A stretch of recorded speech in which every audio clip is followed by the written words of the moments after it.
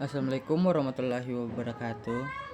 Jadi pada kesempatan ini saya akan membahas tentang arsitektur dan organisasi komputer. Topik ini sangat penting dalam bidang teknologi informasi karena berkaitan dengan bagaimana sebuah komputer dirancang dan bagaimana komponen-komponennya bekerja untuk menjalankan berbagai proses. Dengan memahami konsep ini, kita dapat mengetahui bagaimana komputer memproses data dan menjalankan program yang digunakan dalam kehidupan sehari-hari. Pertama-tama, perkenalkan, nama saya Ahmad Nur dengan NIM 2502355202040. Apa itu arsitektur dan organisasi komputer? Arsitektur komputer dapat diartikan sebagai gambaran atau rancangan dasar dari sebuah sistem komputer. Arsitektur ini menjelaskan bagaimana struktur komputer dibuat serta bagaimana sistem tersebut mampu menjalankan instruksi dari suatu program. Sementara itu, organisasi komputer lebih menekankan pada bagaimana komponen-komponen perangkat keras di dalam komputer dihubungkan dan diatur sehingga dapat bekerja secara efektif. Jadi, arsitektur lebih berkaitan dengan konsep desainnya, sedangkan organisasi lebih berkaitan dengan penerapan desain tersebut pada perangkat keras. Perbedaan arsitektur dan organisasi komputer. Walaupun kedua istilah ini sering digunakan secara bersamaan, sebenarnya arsitektur dan organisasi komputer memiliki perbedaan yang cukup jelas. Arsitektur komputer lebih berfokus pada struktur logis sistem komputer yang dapat dilihat oleh programmer, seperti jenis instruksi yang dapat dijalankan oleh komputer. Sebaliknya, organisasi komputer lebih berkaitan dengan cara perangkat keras diatur untuk menjalankan instruksi tersebut.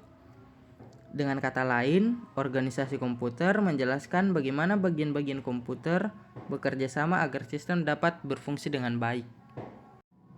Nah, di sini ada struktur dasar sistem komputer. Agar dapat menjalankan berbagai tugas, komputer memiliki beberapa komponen utama yang saling terhubung. Komponen-komponen tersebut bekerja bersama dengan melakukan proses pengolahan data. Tanpa adanya kerjasama antar komponen tersebut, komputer tidak akan dapat menjalankan fungsinya dengan baik. Komponen utama dalam sistem komputer meliputi CPU sebagai pusat pengolahan data, memori sebagai tempat penyimpanan data, serta perangkat input dan output yang memungkinkan pengguna berinteraksi dengan komputer. Nah, pertama ada CPU atau Central Processing Unit, merupakan bagian yang sangat penting dalam komputer karena berfungsi sebagai pusat pengendali seluruh proses yang terjadi dalam sistem komputer. CPU bertugas menerima instruksi dari program, kemudian memproses data sesuai dengan instruksi tersebut. Di dalam CPU terdapat beberapa komponen yang memiliki fungsi masing-masing, seperti ALU yang melakukan perhitungan aritmatika dan logika, control unit yang mengatur jalannya instruksi, serta register yang menyimpan data sementara selama proses berlangsung. Kedua, ada memori. Memori merupakan bagian dari komputer yang berfungsi untuk menyimpan data dan instruksi yang dibutuhkan oleh sistem. Memori memungkinkan komputer untuk menyimpan informasi yang sedang digunakan maupun yang digunakan pada proses berikutnya. Beberapa jenis komputer umum digunakan antara lain RAM yang berfungsi sebagai penyimpanan sementara selama komputer bekerja, serta ROM yang digunakan untuk menyimpan instruksi penting yang diperlukan saat komputer pertama kali dinyalakan. Terakhir ada perangkat input dan output. Selain CPU dan memori, komputer juga dilengkapi dengan perangkat input dan output yang memungkinkan pengguna berinteraksi dengan sistem komputer. Perangkat input berfungsi untuk memasukkan data atau perintah ke dalam komputer.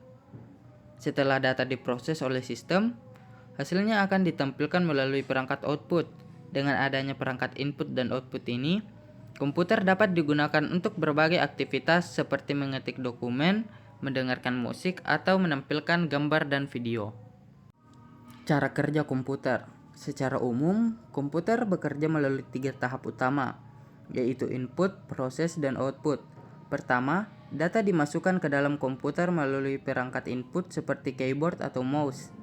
Kemudian, data tersebut diproses oleh CPU dengan menggunakan instruksi yang tersimpan dalam memori. Setelah proses selesai, hasilnya akan ditampilkan melalui perangkat output seperti monitor atau printer. Proses ini berlangsung dengan sangat cepat sehingga komputer mampu menjalankan berbagai tugas dalam waktu singkat. Jenis arsitektur komputer. Dalam perkembangan teknologi, komputer terdapat beberapa jenis arsitektur yang digunakan untuk mengatur cara kerja sistem komputer. Dua arsitektur yang paling dikenal adalah arsitektur von Neumann dan arsitektur Harvard. Arsitektur von Neumann menggunakan satu memori yang sama untuk menyimpan data dan instruksi program. Sedangkan arsitektur Harvard menggunakan memori yang terpisah untuk data dan instruksi sehingga memungkinkan proses pengolahan data berlangsung dengan cepat. Nah, kesimpulan saya dari materi ini dapat disimpulkan bahwa arsitektur dan organisasi komputer merupakan konsep penting dalam memahami bagaimana sistem komputer bekerja. Dengan memahami struktur komputer serta cara kerja komponen-komponennya, kita dapat memperoleh gambaran yang lebih jelas mengenai bagaimana komputer memproses data dan menjalankan berbagai program yang digunakan dalam kehidupan sehari-hari.